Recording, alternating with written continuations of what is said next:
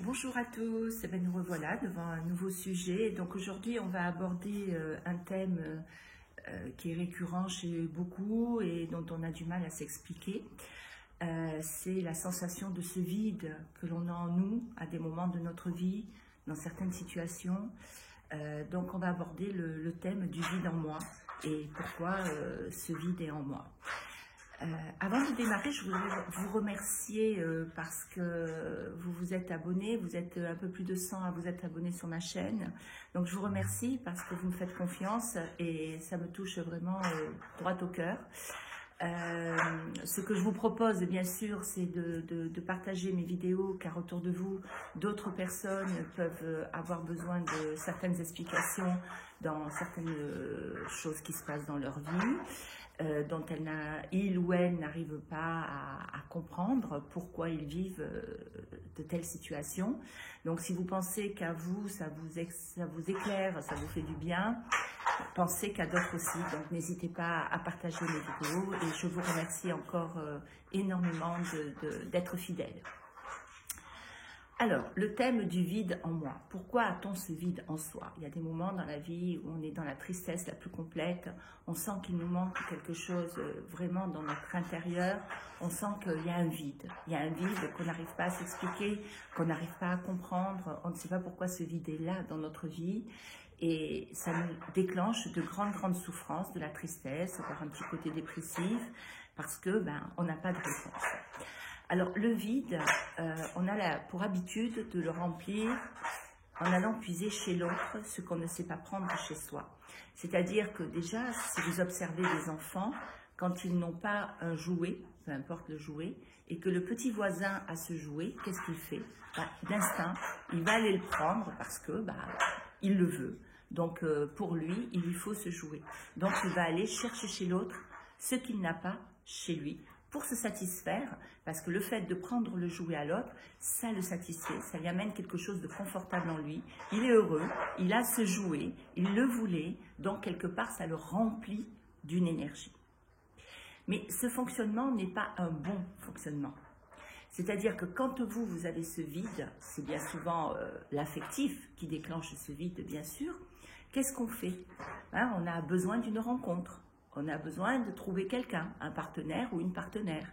Et à ce moment-là, on se rend compte que le fait d'avoir cette fusion avec quelqu'un d'autre, négative ou positive, parce qu'on ne se pose pas forcément la question, puisqu'à ce moment-là, le fait d'avoir cette fusion, il y a quelque chose qui se remplit et on se sent joyeux, on se sent confortable, on va dire qu'on est amoureux, etc., etc. Donc, on prend chez l'autre ce que l'on n'a pas trouvé chez soi pour se satisfaire. Mais qu'est-ce qui se passe si l'autre vous quitte? Le vide est là. Parce que vous vous êtes rempli d'énergie qui ne vous appartiennent pas. Vous vous êtes rempli d'énergie qui appartiennent à l'autre.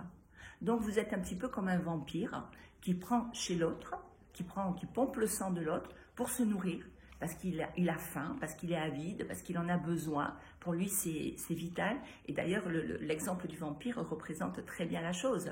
C'est du vampirisme. Donc, vous faites du vampirisme d'énergie pour vous satisfaire. Vous allez le traduire, je suis amoureux ou amoureuse, c'est l'homme ou la femme de ma vie, etc. Mais non, on n'en est pas là, on n'en est pas à ce stade. On en est juste à un stade de remplissage qui fait que vos pensées sont faussées. Votre cerveau, parce qu'il est formaté comme ça, analyse que vous êtes dans une relation d'amour intense et tout ce que vous voulez, mais en fait, non. Vous êtes juste dans un remplissage d'énergie qu'il vous manque. Donc, c'est complètement faussé. Vous n'êtes pas du tout dans la bonne analyse. Et si l'autre sort de votre vie, c'est la catastrophe.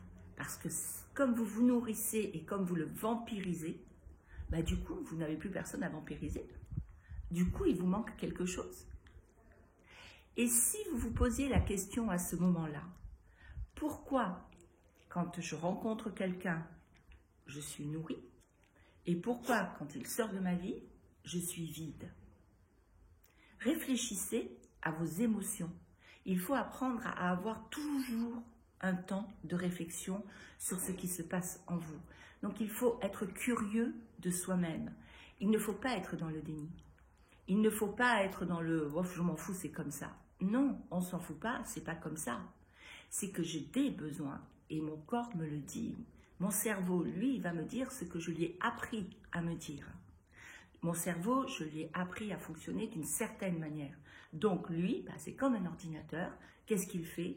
Tu as un vide, oups, je t'emmène là où il faut et tu le pompes et tu te remplis et tout va bien. C'est un peu une forme d'addiction. C'est un peu comme l'alcoolique avec la bouteille ou le drogué avec le joint, la coke, enfin ce que vous voulez. Mais c'est une forme d'addiction. Et cette addiction, ben, on a besoin de la prendre à l'extérieur. On a besoin de prendre les choses à l'extérieur pour satisfaire notre demande, donc notre addiction. Alors, la plupart du temps, quand on fonctionne comme ça, c'est quand même qu'on a de la dépendance affective en nous. Et cette dépendance, à partir du moment où elle n'est pas nourrie, eh ben, elle crée ce vide, elle crée ce mal-être, elle crée toutes ces mauvaises sensations, cette tristesse, le côté négatif ben, va nous envahir, je ne rencontrerai jamais personne, et vous connaissez le schéma, hein, je ne vous le détaille pas à 100%, vous le connaissez, je suis sûre, très très bien. Alors qu'est-ce qu'on va faire? Ben, à partir d'aujourd'hui, vous allez réfléchir, vous allez vous poser et vous dire « oui, effectivement, je connais cette sensation ». Oui, effectivement, qu'est-ce que je peux faire pour arrêter d'avoir cette mauvaise sensation? Eh bien, il va falloir commencer à regarder en vous. Il va falloir accepter de rentrer en vous. Vous allez me dire, mais comment je peux rentrer en moi? Donc, ce que je vais vous inviter à faire, c'est très très facile. Par contre, c'est comme tout, ça prend du temps.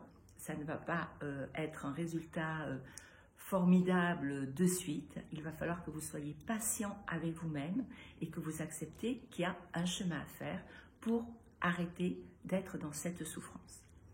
Donc, lorsque ce vide se déclenche, vous êtes seul dans votre vie et ce vide est là, avec toutes les mauvaises énergies. On va rentrer dans une forme de méditation, c'est-à-dire vous allez vous prendre 10 minutes, 15 minutes, peu importe, chacun a son rythme, chacun fait vraiment comme il le ressent, et vous allez commencer à vous autoriser à vous questionner. Pourquoi je ressens ce vide? Qu'est-ce qui vient dans ce vide? Quelle est la racine de ce vide? Et là, à force de vous obliger ces questions, il y a des réponses qui vont émerger et vous allez vous dire « Oh ben non, c'est pas possible. Oh ben non, c'est ceci. Oh ben non, c'est cela. » Eh bien si, vous allez laisser venir ce qui émerge. Vous allez gentiment le noter. Je ressens ça, j'ai ça, je pense que c'est ça, je ressens cette émotion-là à cause de ça, le vide vient de là, etc., etc., etc. Et vous faites votre liste. Vous mettez des mots sur vos ressentis. Le fait de mettre des mots sur son ressenti, ça permet de déclencher de la réflexion, mais ça permet de déclencher de la compréhension. Donc, c'est un exercice qui est long, qui va prendre du temps, mais pourtant que vous allez faire. Si vous ne démarrez pas comme ça, si vous ne connaissez pas l'origine de ce vide, ça va être difficile de le combler ou de sortir de votre vie par d'autres méthodes. Donc, vous allez commencer à travailler sur vous de cette manière. Acceptez-le, ne le refusez pas. Ne partez pas en quête absolument d'une rencontre. Acceptez cette douleur, acceptez ce vide. Et vous allez voir que petit à petit, elle va se dégager, elle va sortir. Et de là, qu'est-ce qui va se passer? Il va naître en vous de nouveaux sentiments.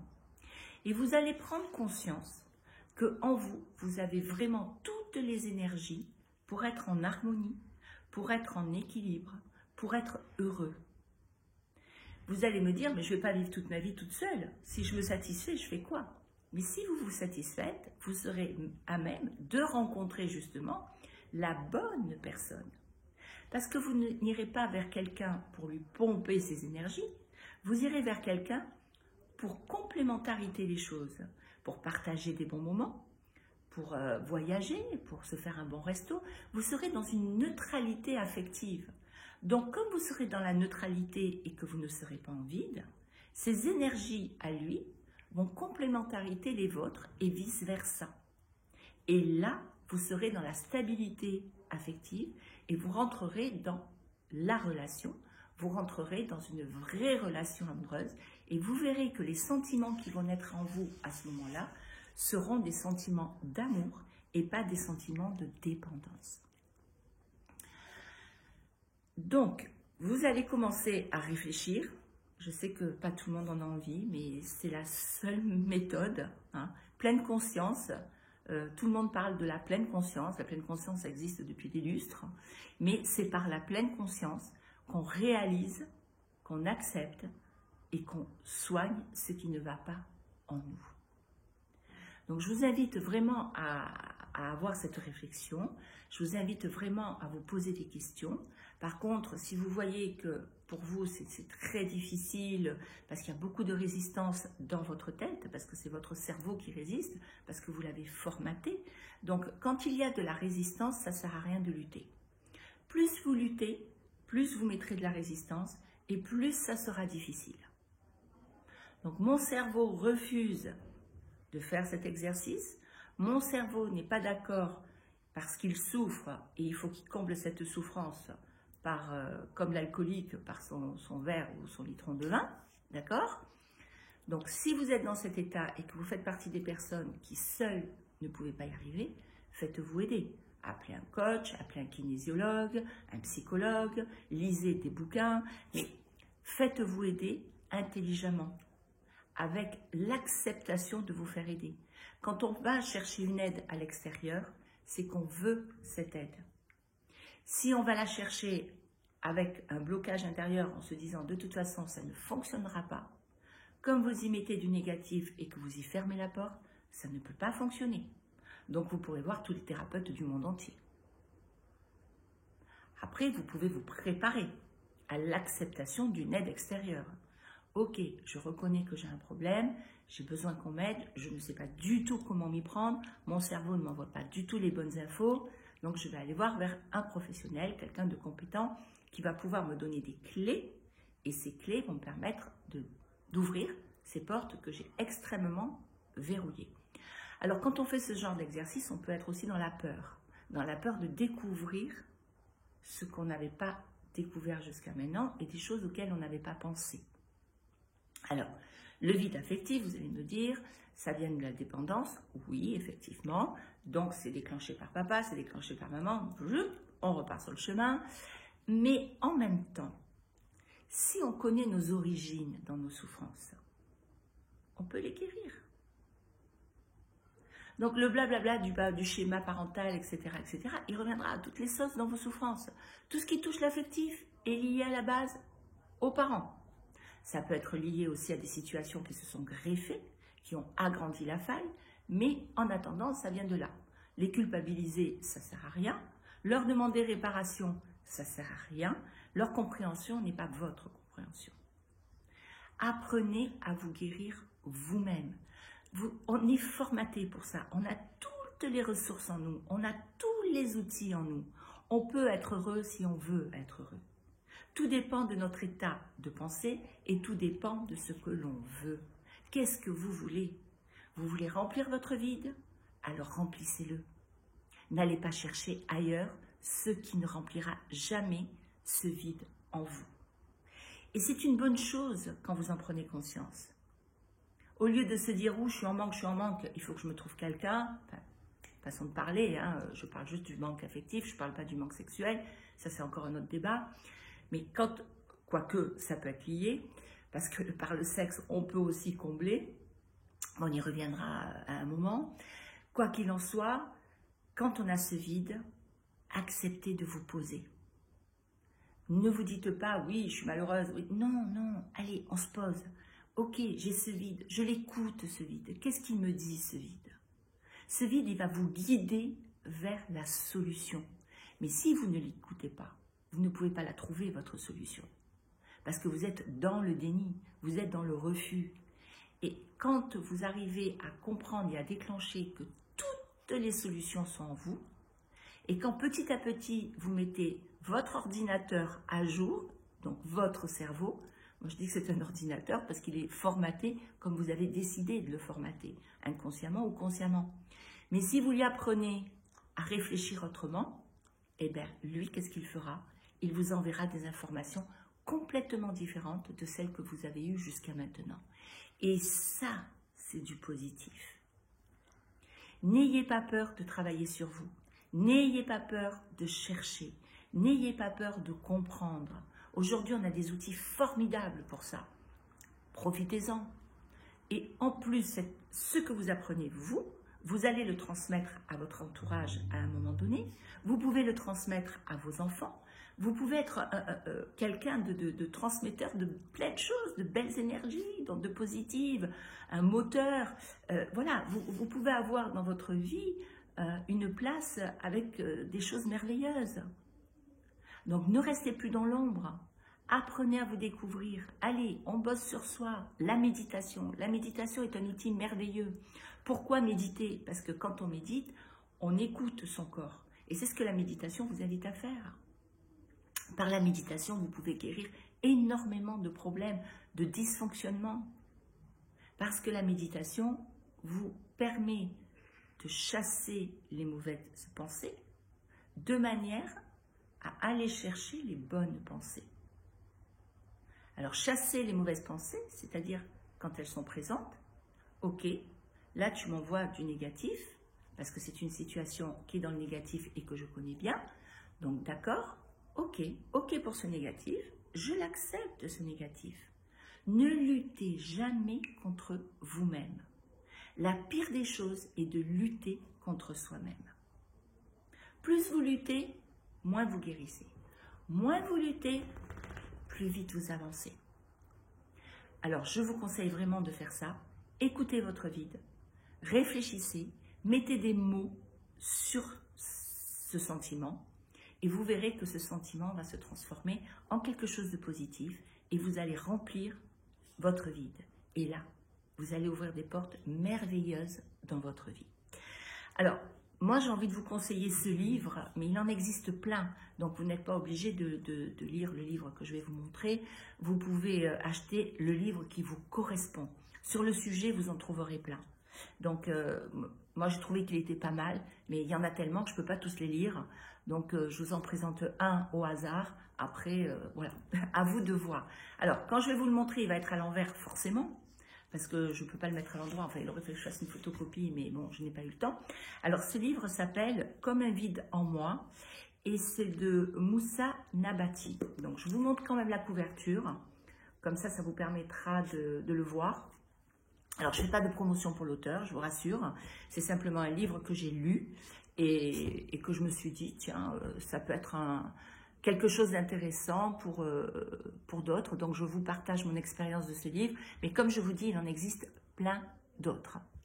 Voilà, n'hésitez pas à me retrouver sur mon groupe Oser. Je vous remettrai le lien en bas de la vidéo. C'est un groupe de développement personnel. Donc, je poste des petits conseils. Voilà, je vous parle de différents sujets. Ça peut peut-être vous intéresser ou pas. Si ça vous intéresse, ben, je vous invite à le faire connaître à votre entourage, parce qu'eux aussi peuvent avoir besoin de la même chose que vous, peut-être sans en parler ou en parlant, je ne sais pas. Voilà, n'hésitez pas à partager les vidéos, n'hésitez pas à partager mon groupe et je vous remercie encore de cette fidélité, je vous remercie d'être plus de 100 aujourd'hui et si vous avez des questions, ben, n'hésitez surtout pas et c'est avec grand plaisir que je vous répondrai. Je vous souhaite un très bon lundi férié. Reposez-vous bien, profitez bien de votre famille, de vos enfants. Passez une très belle journée pleine de soleil et je vous dis à très vite.